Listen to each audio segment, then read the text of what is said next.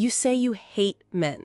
You post the quotes, you tweet the rage, you tell your friends, I'm done. But let's tell the truth. You don't really hate men. When I was 16, I used to watch all those soft Korean dramas, imagining what it would feel like to be held, protected, adored. I believed in fairy tales. I believed in gentle boys with soft voices who would pick me, love me right, stay. But then I grew up, and I met real men. And nothing I saw in those movies prepared me for the reality. The lies, the cheating, the begging to be chosen, the crying in bathrooms while pretending I was okay. The first man I loved broke me in ways I didn't even know were possible. He cheated, and I made excuses. He hurt me, and I stayed. And the worst part, I thought it was normal. I didn't hate him, not at first, but over time, that pain turned to anger. And that anger turned to resentment. Until one day, I said it out loud. I hate men, but the truth is, I don't. I don't hate men. I hate what they took from me. I hate what I had to become just to survive loving them. I hate that I had to lose the softest parts of myself just to protect what was left. This is my story. Yours might be different. Maybe you don't even remember how it all began. Maybe it was the way your mom tensed up when a man catcalled her on the street. Maybe it was the way your aunt warned you not to wear certain things around certain uncles. Maybe it was how you were told never to sit on a man's lap, even if he was family. Maybe it was the time your teacher looked at you too long. The boy in class who snapped your bra strap. You learned early that being a girl was a liability, that your body, your literal existence, could make someone else lose control. And if they did, you'd be the one blamed for it. So you adapted. You covered up. You laughed off discomfort. You stayed small. You learned to make excuses for them before they ever had to. He's just being friendly. He probably didn't mean it like that. It's not that serious. But it was serious. It is serious. Because what you were actually learning was hypervigilance. You were learning to scan rooms, to read tone, to manage the emotions of men so yours wouldn't get punished. By the time you were a teenager, you could spot danger in a smile. You could hear threat in a compliment. You could feel fear in places that should have felt safe. That's not paranoia. That's pattern recognition. But it takes a toll, because while boys got to just exist in the world, you were learning how to survive it. You were learning how to be liked enough to be left alone, pretty enough to be admired, but not too pretty to be targeted, assertive enough to seem smart, but not too assertive to make him feel small. You were walking a tightrope no one taught you how to balance. So no, you don't hate men. You hate the way the world conditioned you to be afraid of them and then called you bitter when you said it out loud.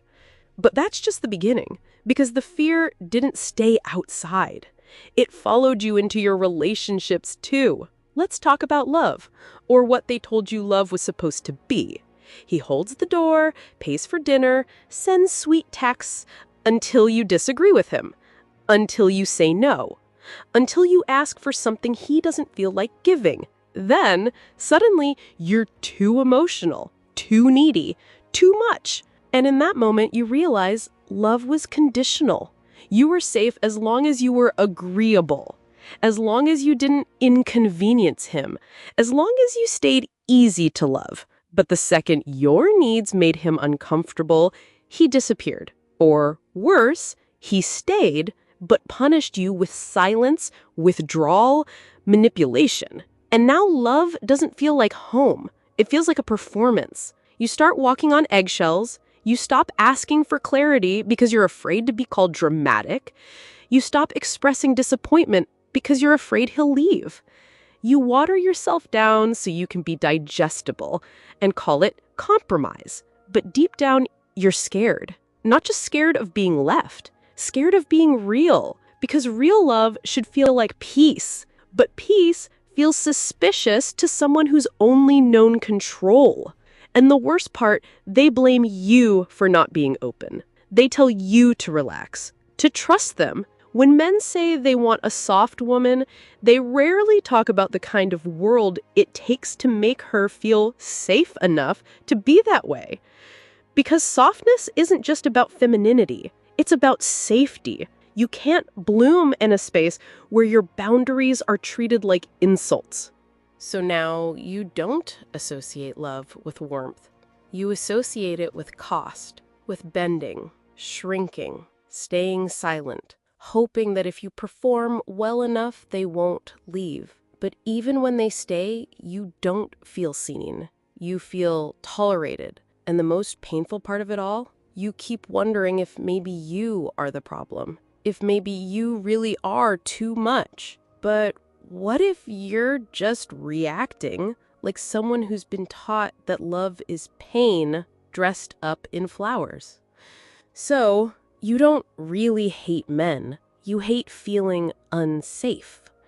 You've spent so long protecting yourself from men that somewhere along the way, you stopped trusting yourself too. Because when you've been hurt over and over again, you don't just start fearing them, you start doubting you. You question your judgment.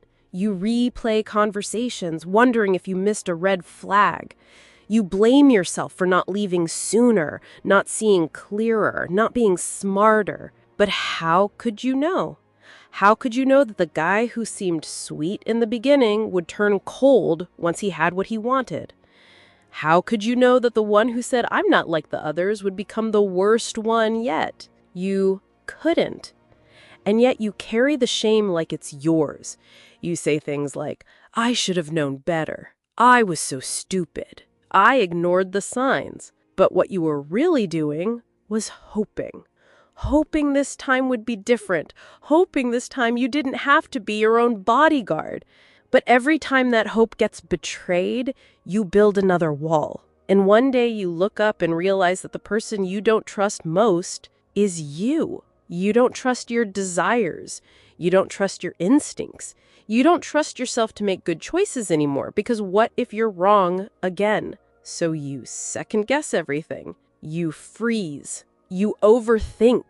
You avoid dating altogether. Not because you're angry, but because you're exhausted. You're tired of blaming yourself for the harm someone else caused. Tired of asking, "What did I do wrong?" instead of asking, "Why did they think that was okay?" But here's the truth. You didn't deserve it. You didn't invite it. You didn't cause it. And the only reason it keeps replaying in your mind is because your brain is trying to find a way to protect you from ever letting it happen again. That's not weakness. That's trauma. And trauma doesn't make you broken. It makes you human. But you can't heal from what you still blame yourself for. So what if instead of shame, you chose compassion? What if instead of saying, "I can't believe I let that happen," you said, "I survived what I didn't deserve"? What if you stopped turning your pain into proof that something's wrong with you and started seeing it as evidence of just how much you've had to carry? You don't need to become more suspicious. You need to become more gentle with you. But that gentleness doesn't come from men. It doesn't even come from safety. It comes from rebuilding your own sense of self-trust. From knowing that no matter what someone else does, you will no longer abandon yourself again. Let's get to the part no one talks about. The part where you've internalized the belief that if you're just good enough, men won't hurt you. You think if you say the right things, if you wear the right clothes, if you're polite but not too passive, sexy but not too forward, smart but not intimidating, then they'll respect you, then they'll protect you, then they'll love you and never leave. But what no one told you is this: safety should never be a reward for your performance. It should be a baseline. Because you're saying, "I'll earn your kindness. I'll work for your decency." But kindness isn't a gift to be earned. It's a standard to be expected. And when someone doesn't meet it, it's not your job to get better. It's your job to leave. You are no longer willing to settle. You are no longer interested in love that makes you earn your worth. You are no longer entertained by pain dressed up as passion. You are no longer available for softness that costs you your self-trust. Because now, when someone asks to come close, you ask, do I feel safe with them? And if the answer is no, you don't fight, you don't explain, you simply close the door and keep choosing you. Not because you hate them, but because you finally love you enough to walk away from anything that doesn't.